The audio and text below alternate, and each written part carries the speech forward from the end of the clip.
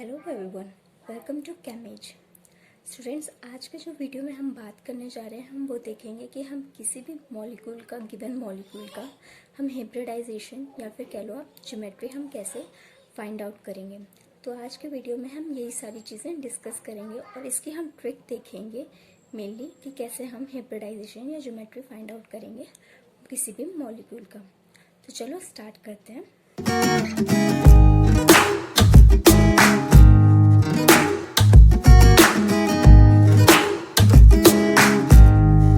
Students, जो मैं ये एक्सप्लेन करने वाली हूँ अभी हाइब्रिडाइजेशन और ज्योमेट्री के बारे में, तो मैं आपको क्या कर रही हूँ, एक एग्जांपल लेके चल रही हूँ जिससे आपको ज़्यादा क्लियरली समझ आए।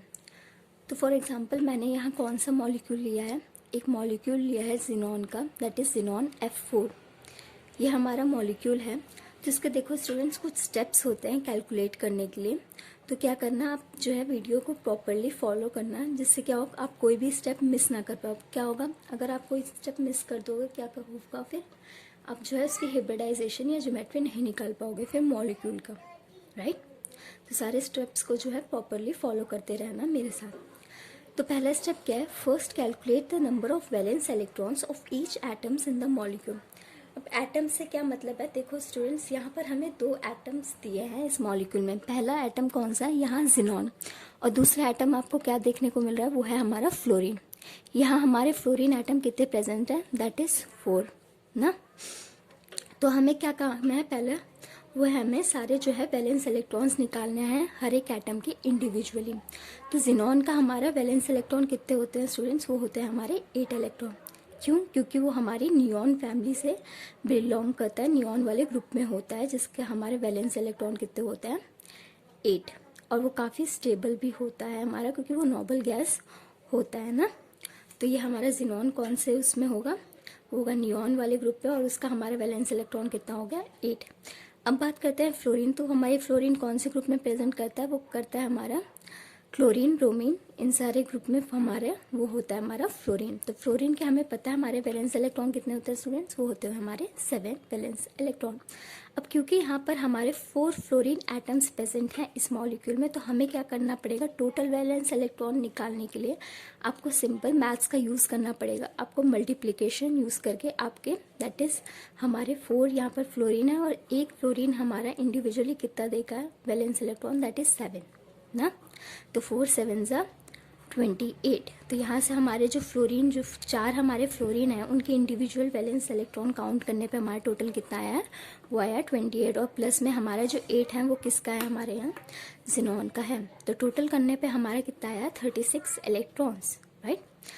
यहाँ पर हमारा खत्म होता है स्टेप 1। अब स्टेप सेकंड में क्या करना है, आपका जो भी रिजल्ट आया है, रिजल्ट का मतलब क्या है, जो भी आपका टोटल वैलेंस इलेक्ट्रॉन कितना आया है 36, उसको आपको किससे डिवाइड करना है, उसको आपको डिवाइड करना है 8 से। अब 8 को याद कैसे करोगे कि 8 से डिवाइड करना है स्टूडेंट्स। तो देखो आपको पता है जब ऑक्टेट कंप्लीट करने के लिए हम जो बेसिक बोलते हैं कि 8 इलेक्ट्रॉन हो तो मतलब वैलेंस शेल में तो ज़्यादा अच्छा है, ज़्यादा स्टेबिलिटी होती है, राइट। नोबल गैस की तरफ ज़्यादा मूव करने के चांसेस होते हैं, तो इसलिए आप उसको 8 से डिवाइड करो। अब आप सोचोगे कि 36 तो हमारा 8 से डिविजिबल नहीं है, राइट। हाँ बिल्कुल नहीं है। तो आपको क्या करना है, उससे जो एक कम 36 से कम जो आएगा 8 की टेबल में, वो क्या आएगा 32 ना। 8 4 से 32 होता है हमारा। तो आपको क्या करना है, वो डिवाइड कर देना है 4। आपका कितना आ जाएगा 4। तो ये जो 4 हमारा शो करेगा स्टूडेंट्स, वो क्या शो करेगा, नंबर ऑफ बॉन्ड पेयर्स। और जो भी आपका रिमाइंडर आया है, रिमाइंडर आपका क्या है 4, क्योंकि 36 माइनस 32 दैट इज़ 4, राइट। तो आपको 4 को जो भी आपका रिमाइंडर आया है उसको किससे डिवाइड करना है, देन 2 से। और 2 से डिवाइड करने पे आपका क्या आ जाएगा, 4 डिवाइड बाई 2 दैट इज़ 2। तो आपका जो है ये जो 2 क्या शो कर रहा है, ये शो कर रहा है हमारे नंबर ऑफ लोन पेयर्स को। अब आपका स्टूडेंट्स लास्ट स्टेप क्या है, लास्ट स्टेप है आपका जो भी बॉन्ड पेयर और लोन पेयर आया है उनका सम करना है। इन शॉर्ट आप कह लो कि आपको स्टेप 2 और स्टेप 3 का क्या करना है, सम करना है। तो 2 और 3 के स्टेप का सम करो, कितना आया 4 + 2 = 6। अब जो आया है आपका 6, उससे आपको हाइब्रिडाइजेशन लिखनी है। हाइब्रिडाइजेशन कैसे लिखोगे, हमने यहाँ 6 से बता दिया कि हमारी हाइब्रिडाइजेशन sp3d2 होगी। इसके ऊपर वाली जो चीज़ कोफिशिएंट है उनको सम करना है, तो उससे जो हमारा होना चाहिए 6 बनना चाहिए। जैसे डी क्यू हमारे पास कितना है 2, पी के ऊपर कितना है 3, तो 2 + 3 दैट इज़ 5। और जिसके ऊपर कुछ नहीं होता उसके ऊपर आपको क्या मानना है 1, उसके ऊपर क्या कंसिडर करना है आपको 1। तो 2 + 3 दैट इज़ 5, 5 + 1 दैट इज 6। तो यहाँ पर आपका 6 है। अब आपको जो लास्ट मतलब ये लास्ट के स्टेप में कंक्लूड है, आपको क्या करना है ज्योमेट्री फाइंड करनी है टेबल से। टेबल का मतलब क्या है, ये टेबल जो मैं अभी आपको दिखाने वाली हूँ। सबसे पहले तो आप लोग इसकी स्क्रीनशॉट लो, क्योंकि मैं इस जो है टेबल अभी पूरे डिटेल में एक्सप्लेन करने जा रही हूँ। इससे जो है ज्योमेट्री हिब्रिडाइजेशन इसलिए फाइंड कर पाओगे, राइट। अब देखो, सबसे पहला हिब्रिडाइजेशन की बात करूँ तो यहाँ पर क्या लिखा है टेबल में, एसपी। तो एसपी पे देखोगे आप तो लोन पेयर क्या होगा हमारा, कभी भी हमेशा 0 ही होगा, कोई लोन पेयर प्रेजेंट नहीं होगा। और उसकी ज्योमेट्री क्या होगी, लीनियर। और लीनियर कैसा दिखता है, हमारे एक स्ट्रेट लाइन की तरह दिखता है। दूसरे हिब्रिडाइजेशन करूँ मैं बात तो sp2।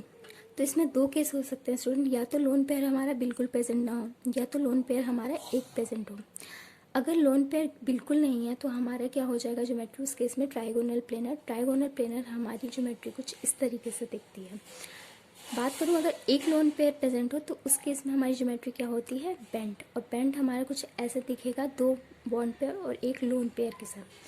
थर्ड हमारा केस आता है हिब्रिडाइजेशन ऑफ sp3। sp3 में स्टूडेंट 3 केस हो सकते हैं, या तो एक भी लोन पेयर ना हो, या एक लोन पेयर हो, या फिर 2 लोन पेयर हो, राइट। अगर एक भी लोन पेयर नहीं है तो उस केस में हमारी ज्योमेट्री क्या होती है, वो होगी टेट्राहेड्रल। अगर एक लोन पेयर प्रेजेंट है तो क्या होगा, pyramid with 1 lone pair and 3 bond pair, and with 2 lone pair हमारा शेप क्या होगा, हमारा एंगुलर। देखो पिरामिडल शेप हमारा किसका होता है, अमोनिया का। और एंगुलर शेप हमारा किसका होता है, बेंड, वो वाटर मॉलिक्यूल का, राइट। अब क्या होगा, हमारी फोर्थ हिब्रिडाइजेशन आती है, वो हमारी आती है sp3d। इसमें 3 केस हो सकते, इसमें 4 केस हो सकते हैं, सॉरी। एक तो कोई भी लोन पेयर ना हो, एक पेयर प्रेजेंट हो, लोन पेयर 2 हो, 3 हो, तो ये कुछ 4 हैं। अगर एक भी ना हो तो ट्राइगोनल बाई पिरामिड। एक लोन पेयर हो तो सीसॉ, कुछ इस तरीके से है। टी शेप है जब 2 लोन पेयर हैं, कुछ टी की तरह इसके देखो आप शेप देखने को मिलेगा। 3 जब लोन पेयर होंगे तो आपका शेप क्या हो जाएगा, लीनियर। और जो है ये जब आपकी क्या है, सम करने पे 6 आए तो आपकी हिब्रिडाइजेशन क्या हो जाएगी, 2 + 3 + 1 दैट इज 6। तो इस केस में हमारे 3 केस बनते हैं, कौन से, 0, 1, 2। या तो कोई लोन पेयर ना हो, या एक लोन पेयर हो, या 2 लोन पेयर। देखो जो स्टूडेंट्स हमें प्रीवियस एग्जाम्पल लिया था उस केस में देखो हमें लोन पेयर से मतलब है सिर्फ। लोन पेयर हमारा कितना आया था इस केस में, वो आया था हमारा 2।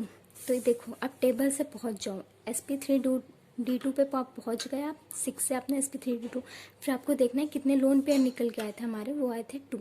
तो आपको क्या करना है, 2 पे पहुंचना है। 2 से फिर सामने कौन सा स्ट्रक्चर लिखा है, वो लिखा है हमारा स्क्वायर प्लेनर। तो हमारी ज्योमेट्री क्या हो जाएगी, कुछ इस तरीके से स्क्वायर प्लेनर, जो कि मैं ऑलरेडी आपको यहाँ पर बना चुकी हूँ, आपको दिख रहा है। तो ये हमारी हो गई ज़ेनॉन F4 की geometry, that is square planar.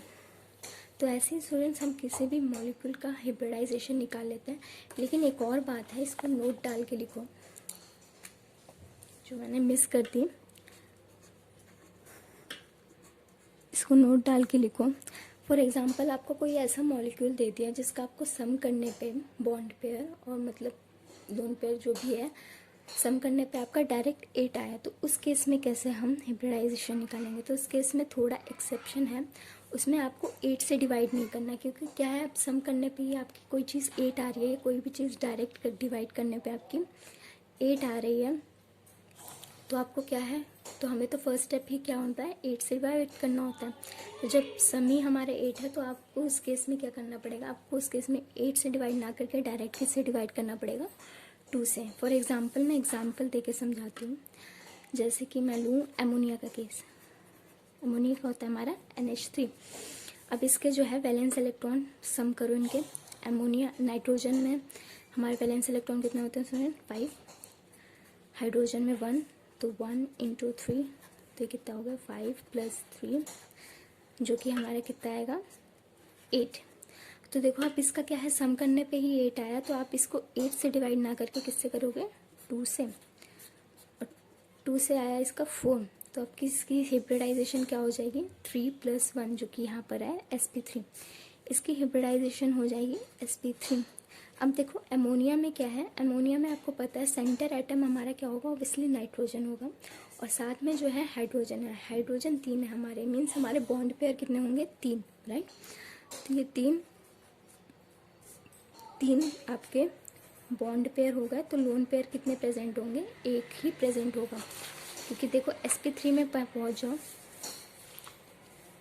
अगर कोई चीज़ जो है 3 बॉन्ड पेयर शो कर रही है तो लोन पेयर उसके पास कितने होंगे 1, क्योंकि टोटल तो हमारा कितना है 4 ना।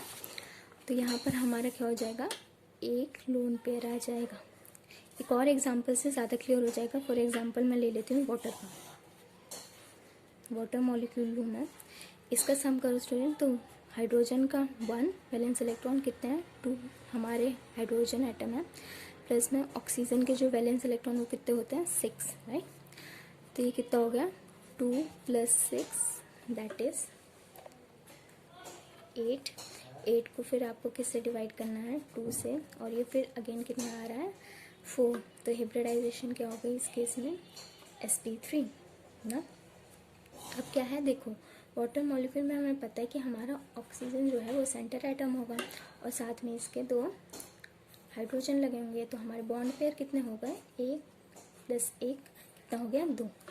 2 हमारे क्या है बॉन्ड पेयर, तो लोन पेयर हमारे कितने हो गए 2, क्योंकि हमें कंप्लीट कितने करने हैं 4, हमें कंप्लीट कितने करने हैं 4। तो क्या हो गया, इसकी शेप आप पहुंच जाओ, जो 2 लोन पेयर हैं और sp3 हिब्रिडाइजेशन है, तो हमारी शेप क्या हो जाएगी एंगुलर, तो एंगुलर हो जाएगी। और इस केस में हमारी क्या थी पिरामिडल, और यहाँ पर इसके 2 लोन पेयर कुछ ऐसे आपको देखने को मिलेंगे। तो स्टूडेंट्स अपने जो है फीडबैक बताइएगा कि आपको वीडियो कैसी लगी, and if you like the video then subscribe our channel and also share with your friends. I hope this video will be helpful to all of you. Thank you for watching.